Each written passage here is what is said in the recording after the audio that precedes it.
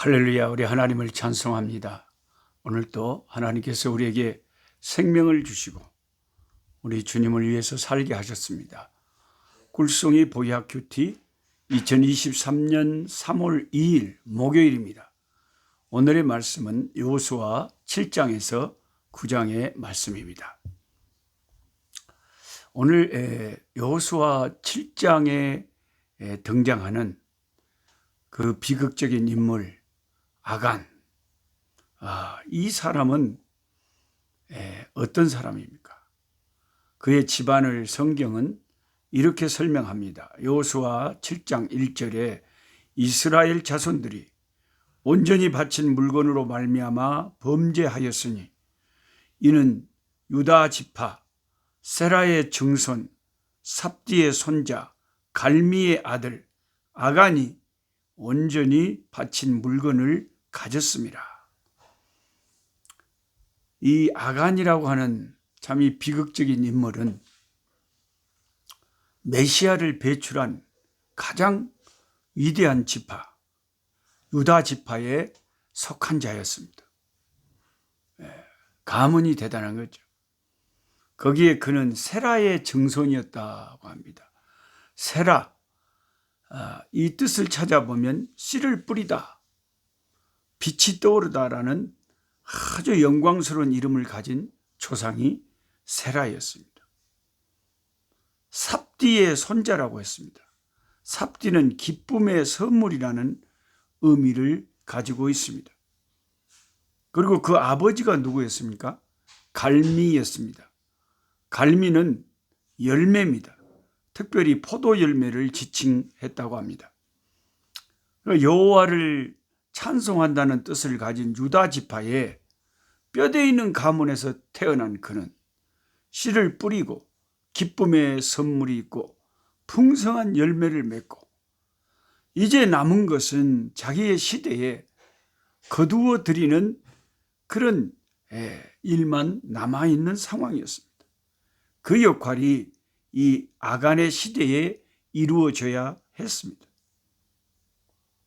그리고 아간은 여리고성이 어떻게 하나님의 능력으로 붕괴되는지를 자기의 두 눈으로 똑똑히 목도했고 요단강을 육지같이 건너는 기적도 체험한 사람입니다. 얼마든지 성령 충만한 상황에 있을 수밖에 없는 상황이었습니다. 여러분, 우리가 그 당시에 이스라엘 백성에 속한 자들이었다고 하면 상상해 보십시다. 그 난공불락의 그 견고한 성 여리고를 그 여호수아의 명령을 따라 하루에 한 바퀴씩 돕니다. 아무 말 없이 돕니다. 법궤를 따라 돕니다. 그리고 7째 되는 날 7바퀴를 돌면서 소리를 지릅니다.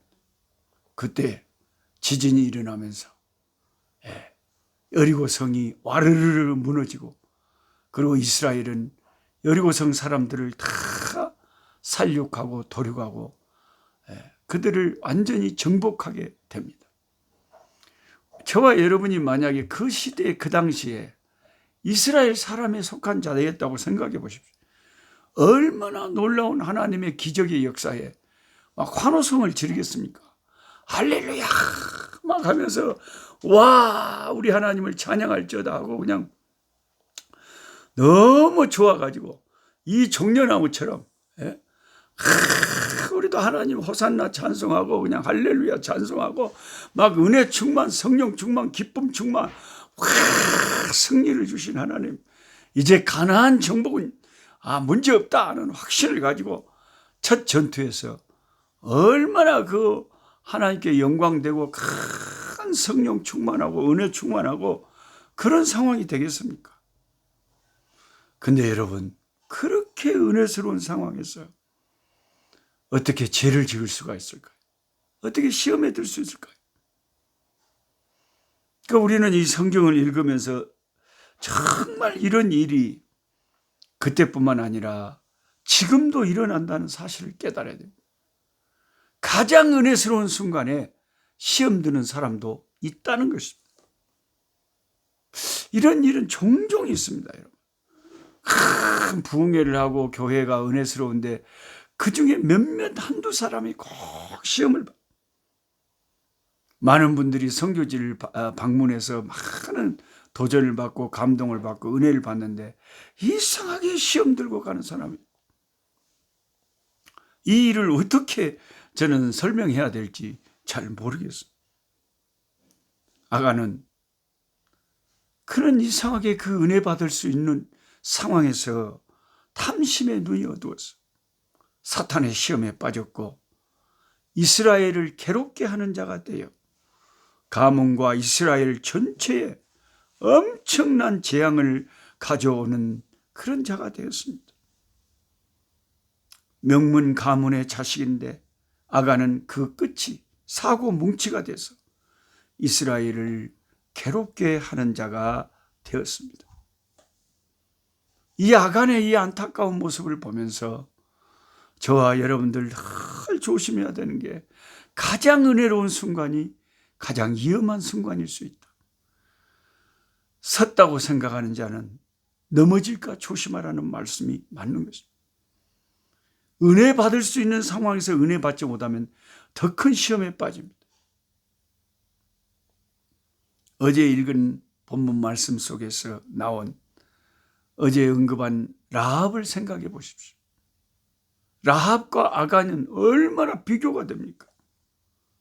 라합은 이방인이었고 참 직업도 천한 죄인 중에 죄인이었고,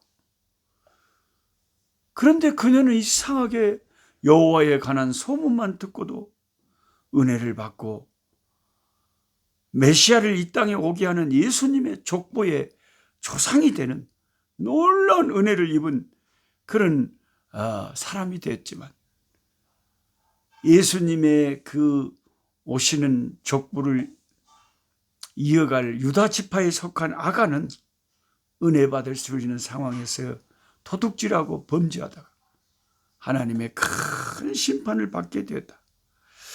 이것이 여러분 우리 신앙생활의 신비입니다. 저와 여러분 아간이 돼야 되겠습니까? 라합이 돼야 되겠습니까? 네.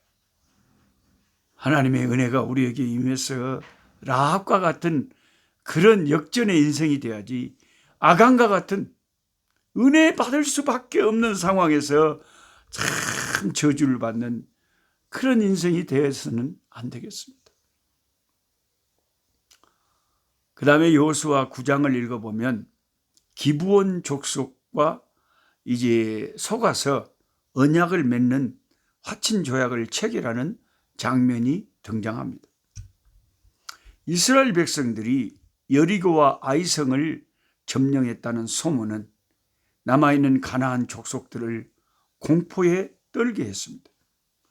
그들은 살아남기 위하여 동맹군을 서로 결성하고 이스라엘과 맞서려 하였습니다. 그러나 그 중에 가장 힘있는 족속이었던 기브온 족속들은 이스라엘과 화친을 맺기 위해 계략을 마련합니다.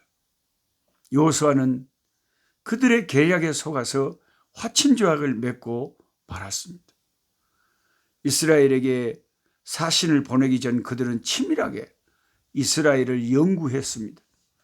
그래서 그들은 가나안 족속들을 모두 멸절하게 되어 있다는 것과 멀리 사는 족속들에게는 먼저 평화를 선포하고 그들이 화친에 오면 공격하지 말고 평강으로 대하라고 하는 신명기 20장의 말씀까지도 알게 되었던 것 같습니다.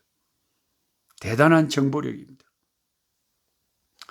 그래서 그들은 멀리서 온 족속들인 것처럼 꾸며서 이스라엘 백성에게 나아갑니다. 지도자 여호수아는 속아서 그들과 화친 조약을 맺고 맙니다. 며칠이 지난 후에 비로소 아차, 속았구나 하는 것을 여호수아는 알았습니다. 그런데 한 번 여호와의 이름으로 체결한 조약을 물를 수는 없었습니다. 그래서 그들을 죽이지 못하고 종으로 삼고 물깃고 장작 패는 일에 사용을 했죠. 이 실수를 통해서 여호수아는 매사에 하나님께 철저히 묻고 기도하고 신중하게 하나님의 뜻을 따라 결정해야 된다는 것을 그는 깊이 깨닫게 되었을 것입니다. 나중에 사울 왕 시대의 사울은 기브온 사람들을 학살합니다. 여호수아와 기브온 사이에 여호와의 이름으로 맺어진 조약을 사울 왕이 깨트린 것이죠. 이것 때문에 다윗 시대에 3년 동안이나 기근이 있었습니다.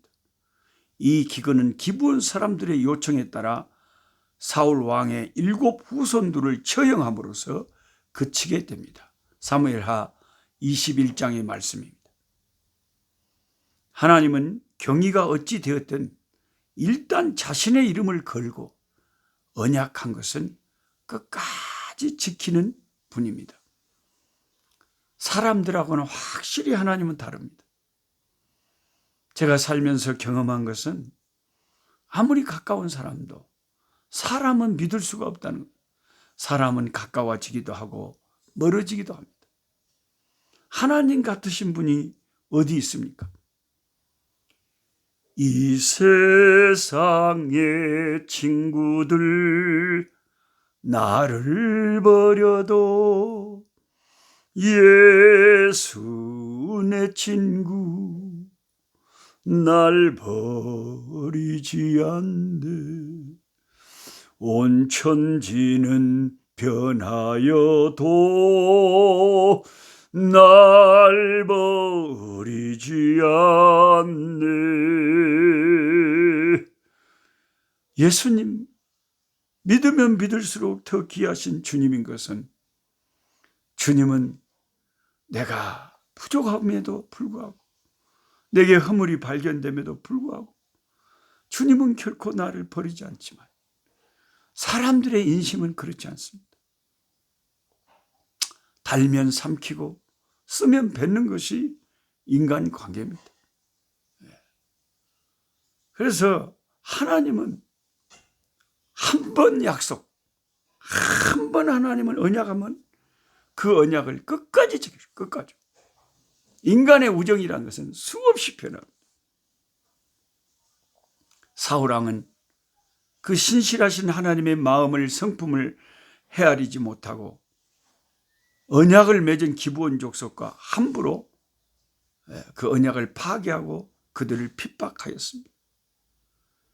그 일로 7 후손들이 처형을 당하고 이스라엘 3년의 기근이 이제 그 처형 후에 그치게 됩니다.